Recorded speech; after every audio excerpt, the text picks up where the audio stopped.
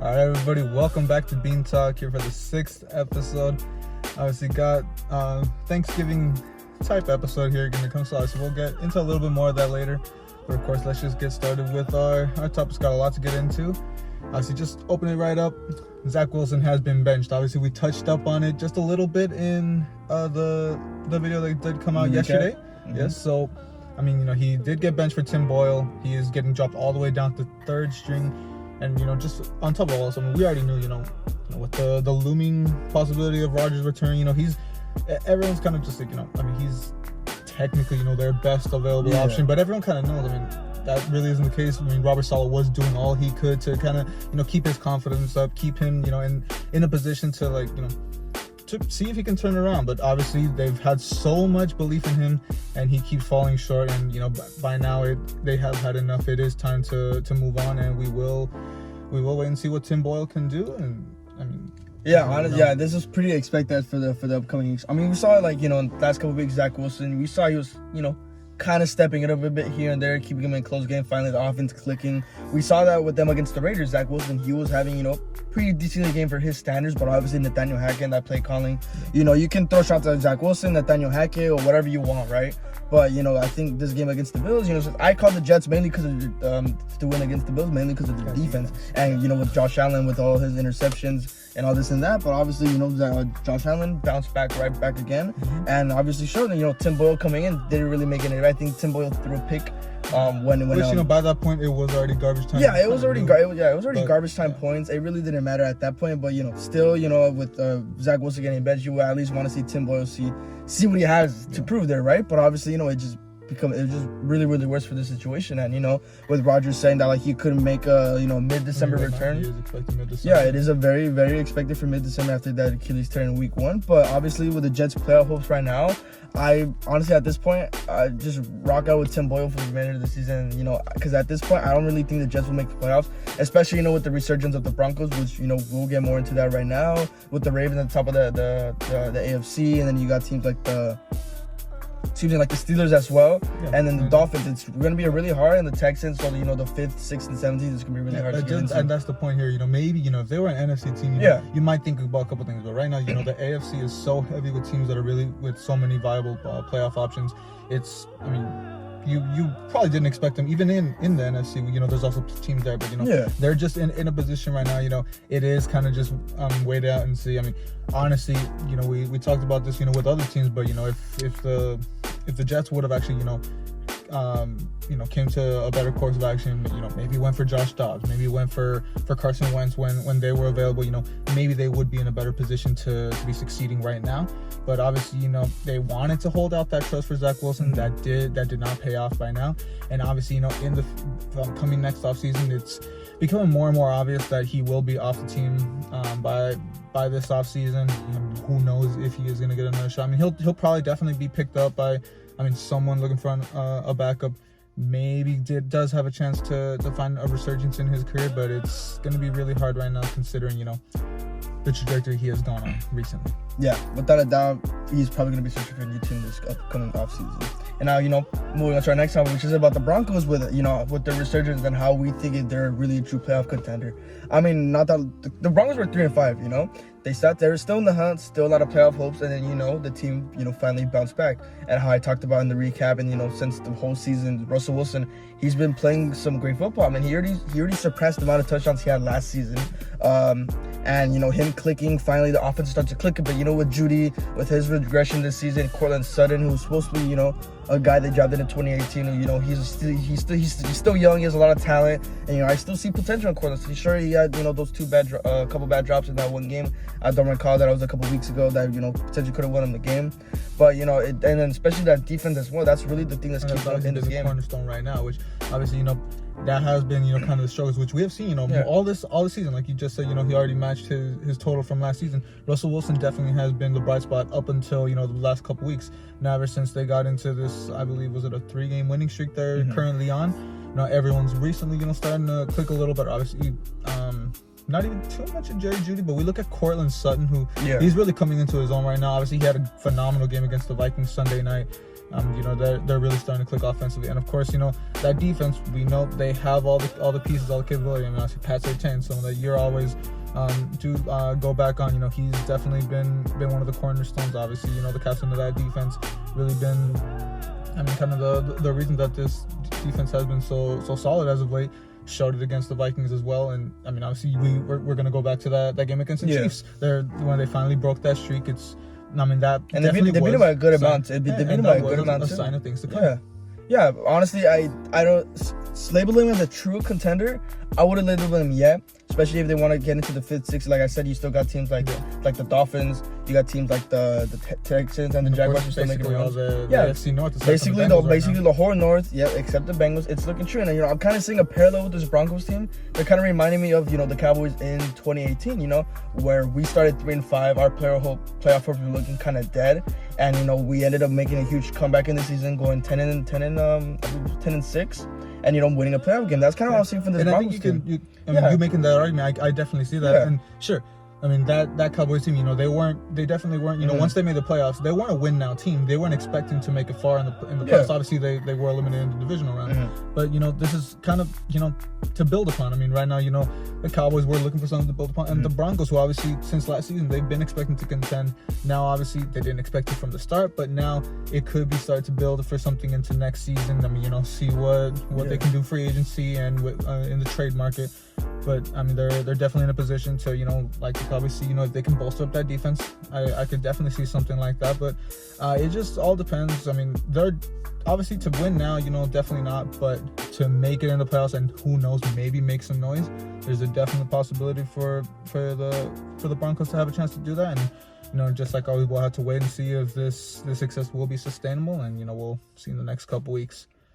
But of course, we'll move it into another pretty big news topic just came out this morning. Is Matt Canada has finally been fired as offensive coordinator of the Pittsburgh Steelers. This has been something that's been expected since last season. I mean, obviously, there's always all the little reports about, you know, what dirt does Matt Canada have on Mike Tomlin that, you know, he hasn't been fired. And I mean, finally, you know, we do see. I mean, after so much, I mean, you know, it's definitely been like, you know, he's been one of their guys. He's been kind of just been one of the guys they want to stick around, but you know, Mike Tomlin finally made the decision. You know, that wasn't going to be sustainable. So, I mean, the concern now is, you know, is this going to be something that, you know, the Pittsburgh offense can profit off of? I mean, we know, sure, we do see, you know, Kenny Pickett's still their quarterback. We're gonna have to wait and see what he can do now. If you know, he has more freedom, because we do know that Canada has held them back a bit. Yeah, that's the thing. That's what I really seeing about the Steelers team. You know, you can again, this is another team you can make the argument whether it's Kenny Pickett's fault, whether it's Matt Canada's fault. And, you know, obviously, you know, the main option here is it's Canada. It's Canada's fault. You know, he's not running any good. I mean, like 3rd and 22, he's running like a bubble screen. Like a bubble screen, and then like a quick check down. Like plays like that, even though it's long, you should at least try and go for, like, you know, some good chunk yardage plays to at least get some of it back, let alone if you're in field range, because that's happened a couple times. But this is really going to determine with the departure of Matt Canada, and this is going to see, especially with Kenny Pickett and George Pickens, whether if those two are the real deal.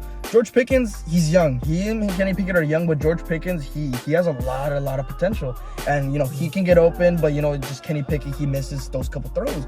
And you know, now he does have. You would expect him to get a little more freedom in this offense, and you know, sure, you got his receivers, like obviously, like you said, Pickens, and you know, if Deontay Johnson will get a chance to come back in the future, we still don't know yet, but you know, the Steelers definitely have a lot of pieces offensively, and we know how solid that defense is, of course, with TJ Watt, and I mean, sure, they're hammered with injuries on that side of the ball too, but we look at definitely run through George Pickens, and the possibility, you know, see if Jaylen Warren's success is also going to be sustainable, to see if he can turn this into something more long term. There definitely is a shot for them. I mean, even still to win the division. I mean, we see that the Ravens have been, you know, really picking it up as of late. You know, they're in that number 1 seed right now, but you know, it's been a crazy division in the North, and we'll just have to wait and see what is going to be possible with them. Yeah, honestly, this Steelers team, let alone being surprising, you know, coming last week, they were 6-3. You know, it's kind of surprising how, you know, they've been outscored in points, yardage, you're outscored in pretty much every numerical, you know, category you can really think of. And, you know, them managing to still win the game, it's something, you know. But it's really going to determine whether Kenny Pickett is a real deal.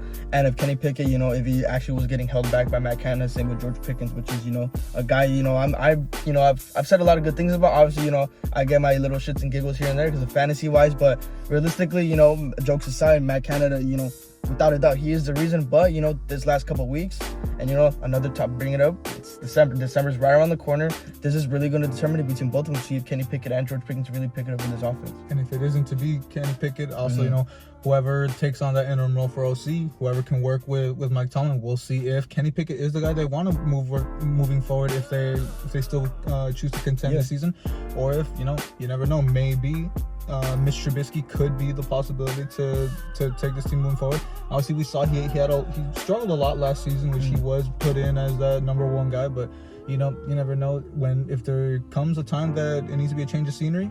You always have someone that was a proven NFL starter in the past. Yeah, but just gonna have to wait and see where this team goes. And, you know, closing it out, since it is Thanksgiving week, we decided, you know, just, you know, have a little fun in there and see our best couple Thanksgiving memories. You know, as me, you know, supporting the Cowboys, we play every Thanksgiving. You know, it's been a couple years where, you know, it was pretty tragic, like in 19, 20, and 21. But, you know, there's still memories here, and I think my best memory was probably in 2018 against, you know, the Redskins, when they're still labeled as that, which is when, you know, Cowboys are finally getting that resurgence in 2018 with acquiring Amari Cooper, which was really great into the pass game with Dak Prescott. Because, I mean, before the Cooper trade, our pass game was horrible, let alone our offense. Zeke was pretty much carrying the load, and, you know, which is why we ran Zeke to the ground. I remembering that season right then and now, you know, Dak Prescott was, you know, a little iffy to begin with, and, you know, that was what everyone was starting to doubt whether, you know, he was the right guy for a quarterback. And, you know, emotionally wise, I have my things on Dak when, you know, we have a bad loss like the Niner game. But, you know, like I've said before, you know, I always had like hope for Dak since he was drafted. I always, you know, in 2016 where he led at that great run and obviously lost in the divisional, which sucked. But I'm always riding with Prescott. He's going to be the guy I'm always going to have faith with. But that game in Thanksgiving kind of really showed it. You know, those 2 90-yard touchdowns to Cooper that really sealed the deal for the Redskins. And that was, you know, that was the year where, you know, our deep. Definitely, I mean, that was kind of the point where, yeah. I mean, like you said, you know, they did start a little slow that year, and I mean, by this point, they were already starting to do somewhat of a little resurgence, but it was a real point in time right time. I mean, sure, it was a very struggling Redskins team that obviously ended up with the second pick, but, I mean, this was a game that, you know, you saw a lot of great signs, and they were really, you know, cementing themselves to a spot where, you know, they could be one of those top teams and could at least, you know, contend in the playoffs. And, you know, obviously, like we said, you know, it wasn't that season, but it was something that they were going to build upon moving forward. Yeah, it was too. I think at one point they were on the top of the division at one point. I remember clearly they were, I don't know, they were 6-3. I don't know. I know it wasn't Philly or Dallas or the Giants for sure. But I think that at that point in time, won that division that year. Yeah, we did. They did. But I really doubt they were on top of the division that year. So that was kind of and then obviously they fell to the second pick. But, you know, it was nice to see that, you know, Dak was finally picking it up. Especially that one memory I had where we were inside the 5. And, you know, I thought he was going to take that sack, and he just runs in for the touchdown. That's kind of where it sealed the deal. That was kind of just like one of my core memories from there. I know I had other memories like his rookie year and then last year against the Giants. But I think that year in 18 was kind of the point where I kind of saw that, you know, Dak Prescott, he was finally starting to pick it up once again for this Cowboys team. Yeah, obviously, I mean, you actually have, you know, your team always have a new memory here and there to look back on. Me, obviously, as a Rams fan, you know, we haven't played in Thanksgiving since '75, so I obviously have no memory of watching my team on Thanksgiving. So I obviously get to be more of a neutral fan, really just taking all the games. Obviously, watching the Cowboys has always been something that, I mean, growing up has been, you know, a big part of Thanksgiving. You know, we just talked about right now. I mean, I remember, you know, whether if it was with family or whatever, you know, getting to watch some of those games. I mean, I remember I would always root against your Cowboys, and I would remember that Chargers game, I believe, was it in 19, either 17 or 19 when the Chargers did beat them. It was 17. 17. Yeah, it was 19. It was 17. I do remember. I mean, you know, my dad being a pretty big Cowboys hater himself, being really happy about that loss, and of course, probably a pretty bad memory for you back with Tony Romo's collarbone injury against the Panthers a couple years before that. 2015, I think. 2015 it was, yes. But of course, I mean, I guess the biggest thing for me, obviously, always seeing the Lions painfully struggled. I mean, I always had a soft spot in my heart for the Lions, and obviously Matt Stafford, who now obviously I do get to see him on my team, but I always did root for him on the Lions, and was a lot of struggles to see him year in and year out. Obviously here and there they would get a good win. Last season now, obviously with Jared Goff, it was a great game against that Bills team. I mean, Bills. Yeah, you kind of said like looking at the game, it was probably one of the great games of the season, But the Lions, they had lots of opportunity to seal out this game to win, and Josh Allen, the Bills, all the way to the end. Yeah, they had quite some opportunities towards the end late in the fourth quarter to seal this game. I mean, Jared Goff, they had the offense out. All they had to do was pick up just one first down. I'm not too sure about that, but all they had to do was just run out a little bit of clock.